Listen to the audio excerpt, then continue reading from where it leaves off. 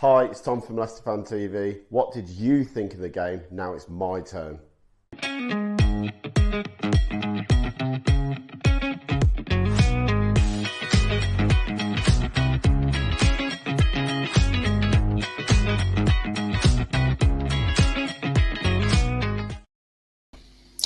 Hi, Tom from Leicester Fan TV. Hope you're doing well. I've just got back, obviously, from the game. Wow. Totally still taken back by it and wasn't expecting that when we got to the 80th minute. Let's talk about a game. Obviously, the team new came out and there was obviously one change to the lineup. I think we all think there might be a couple of changes to the team, but overall, I was quite happy with the lineup that they'd put out today. And yeah, I think Mavididi probably should have started in my view, but I think at the beginning of the game, Van Nistelrooy's whole tactical thing as well. I need to put someone on that left just to shore us up a little bit. I don't want to go too gung-ho too early, and let's bring Mavididi on towards the end of the game, and hopefully he can get us a point, or get us something from it if we need to, or if we're looking to win the game, bring him on to be a bit more attacking threat. But leave Ayew on there just to try and shore that left-hand side up. He didn't have the greatest game at this point of view. Obviously, game kicks off. First 10, 15 minutes, I thought we actually played pretty well. We moved the ball around nicely. There was some lovely interplay. You could see an identity starting to come back onto us. We were, balls going to Cody then pulling into the channel or going in deep to Samari, with Samari around the corner, down to McAteer dropping inside. You could see that the team was starting to link up pretty well at times. But there was always that threat that defensively was still a little bit to learn, I think, on how Rude's going to set us up defensively. But generally, I was quite impressed their first 10, 15 minutes. And then for some reason, we lost all the momentum and our passing game just started to get a bit sloppy. We were getting turned over too easily, in my view. There was too many chances we would conceding before our mistakes, giving the ball away in Didi, Samari, McAtee. The list goes on. It was quite, concerning at times to lose the ball as much as we did in the middle of the park. But we kept going and we kept going. But Brighton were the ones who were having the chances. I think the first half chance falls to Ferguson. He should do better. Another one falls to the winger who scored, the wing on the left-hand side. He cuts inside, has a shot. Another one, we gave the ball away. And again, a half chance, they curl it wide. Mads makes a sublime save to tip it over the crossbar. But that goal was coming for Brighton. And when it did come, it was another one of those situations where we get caught out by the fullback being tucked inside so much that the winger has to do that job. Now, Ayew obviously playing on the left. Obviously, Lampsey comes down the left-hand side, diagonal towards him, takes the ball out the sky, cuts inside and puts it in the top corner. Now, there's not much anyone can do with that, and there's not much we could say that Mads can do. But for me, Ayew has to get tied to his man. He can't let him go down the line. He can't definitely not let him come inside so easy. We all know Lampsey's done it before and bent them in the top corner with his left foot. It's not the first time that he's done this. He has done it before. So, disappointing the way to concede. But then again, it woke us up again. And the next 10 minutes before half time, Leicester really gave Brighton a go, getting the ball down the lines, looking for their overlap from the fullbacks and getting it cut across the box. Ball came across Justin and heads it. Golding makes a blind save. I mean, talking points for me, first half was obviously the way we dropped off after the first 15 minutes. We should have kept going. I thought we were well in the game at the time. The more we were dropping, the more concern it was getting, and the more sloppy balls we were doing around our edge of the area, basically making our own downfalls for them to have chances. The referee, on the other hand, well, the less said about him at half time, the better in general. What an awful referee Stuart Atwell is. I think it's Stuart Atwell. He was absolute rubbish. I've never seen so inconsistent free kicks given one way and not given the other. And then when expecting a free kick to give him on the edge of the area, when clearly Ndidi's been fouled, and he gives it to, Samari's been fouled, I think it was, Ayew on the edge of the area, and he gives it to Brighton. The standard of refereeing is truly, truly shocking. Half time, I think there was a few people were all talking around and saying changes. A lot of us saying get Ayew off. He hadn't done much, and he hadn't done much in the game beyond She'd been very quiet. Defensively, he was working hardish, but going forward again, it's just a weak link in my view going forward, having Jordan Ayew in the team. And then Second half, players come out, same team. Okay, like I said to someone, we'll give it 10, 15 minutes, see what happens. Let's see what we can do. And we're talking 30 seconds into the second half. Christian just goes bombing down the left. Ayew gets the ball. Just play him in. Play him a simple ball in. He's in. He's going. He's gone. Nope. He cuts back inside and the groans start straight away. And you're just thinking, why? Why have you not looked up and passed that ball down the line? It's such a simple ball to pass, a simple ball to play. And no, he doesn't play that simple ball. Let's then pick it up again. And I'd say the first 10 minutes after the second half, 15, Leicester moving the ball better. They caused Brighton problems. Some lovely little play around the box to get Vardy in and having a shot. Again, should have been a corner. The referee gave a goal kick. Balls down the channel to Justin and Christensen, winning corners. Not much coming from them, but we were winning things. And then Leicester fizzled out again. It just got a bit scrappy, very end-to-end. No one really had any great chances. And then when you think, right, we're in the game still, boys. No silly mistakes, no serious errors. We do what we shouldn't have done. A long ball over the top. Victor Christian goes running back, trying to keep up with his man.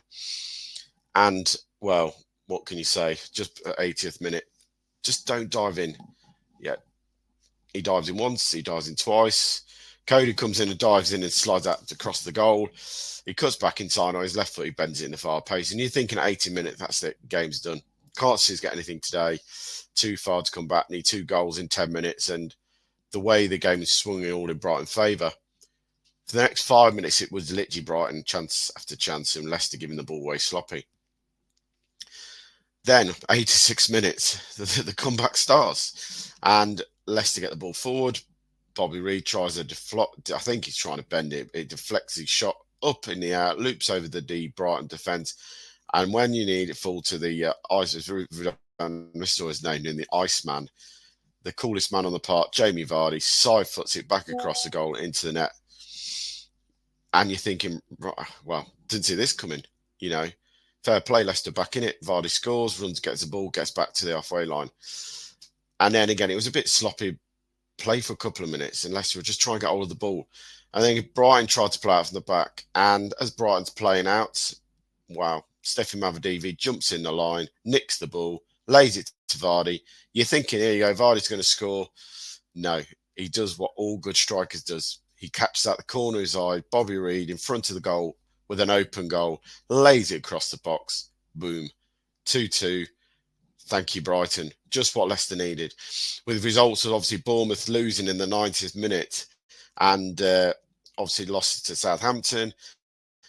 And this was a perfect point today. It's a massive point for the season, in my view, because to go from 2-0 down with 10 minutes to go to come back and get 2-2 draw against a team who are challenging for the top 4. Let's not get carried away. This is a Brighton team who are challenging for the top 4 this season, who want to be up and around those places in European football. And Leicester have come from 2-0 down to get a 2-2 draw at home, with, especially with the Brom. Yeah. To now finish the day with Leicester having, you know, a situation where they are now 5 points clear of the relegation zone. That's massive, massive, massive, massive. Going into a game against Newcastle and at home to then Wolves. Like I said, it's been a very good start for Van Nistelrooy. 4 points out of the 2 games, what I think is more than any of them would have expected. But I think the biggest thing is to come out of these games. There's a few things, good and bad, talking boys, and things we need to look at going into the January transfer windows. Good points. We look more like a team that's willing to fight under Van Nistelrooy. If that had been a Cooper team today, we would have crumbled at 2-0. That was it. Game would have been over, and it would have been 4-5-6 probably for me. Not under Van Nistelrooy.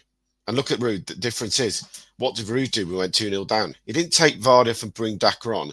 He put Vardy and Daka on and went, sorry, we'll go 4-4-2 and let's have a go. Let's see if we can get something still from this game. He didn't just turn around and go like for like. He went to try and do something in the game. I like that in a manager. He didn't turn around and go like for like. I'm going 4-4-2 now. Look, if we concede another one, probably thinking we've got nothing to lose, let's go for it.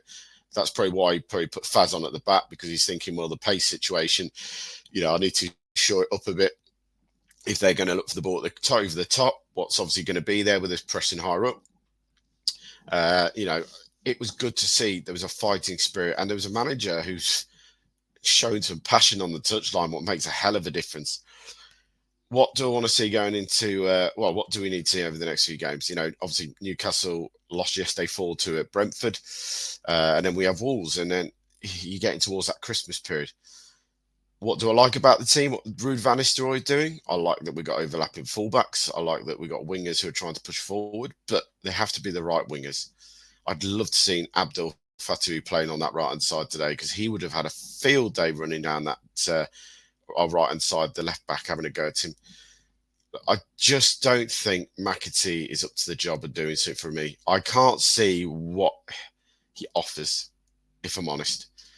He's got a bit of pace, but he can't beat his man. He comes back inside nearly every time he gets the ball, and the crowd would cry on him, have a go at him. You want him to have a go, like he did against West Ham when he moved on to the left-hand side and a little bit more threatening. I just think we're going to need a winger when the transfer window opens. We are definitely going to need a couple of wingers in there to help out the wingers we've got. Mavididi has to start against Newcastle for me. That's a straight one in there. Obviously Samari and I think maybe Ndidi are both suspended for the game against Newcastle now, so be interested to see. I'm not sure about Ndidi, but I definitely know Samari is, so it'd be interesting to see who goes in there. Does it Hamza Chowdhury? Is it Winks comes back into the skip play? It's going to be an interesting week. There's lots of positives still though, lots of positive, but we're looking like we're starting to get a game plan. We're looking like we're trying to evolve into the Ruud van Nistelrooy style of play, with wingers and fullbacks working in tandem and getting forward and creating the chances. And for the header in the first half, where it was Christensen crossing it and JJ running under the back post, we look more of a threat. Yes, there is things to sort out of the back line still, and we do look like we're going to see goals at the moment because we're still trying to tick in how we're going to play. But after 2 games, I'm more confident now about staying up than I was at any point in the Steve Cooper era and tenure at the club. I see a manager that shows passion and a bunch of players who are putting in fight, grit and determination, and play like that, and we will win more than we lose. Yes, we got lucky again today against the Brighton team. We didn't take some of their chance in the first half. But you've got to have some luck, and we haven't had it this season. So 2 games and 2 looks, I'll take that. Look, massive, massive point. Obviously, big game on this Saturday coming against Newcastle. I'll be doing a watch along for that, so if you want to join me, that'd be great. As I always say, drop your comments in. Want to know what you think of the game? I'll come back to you.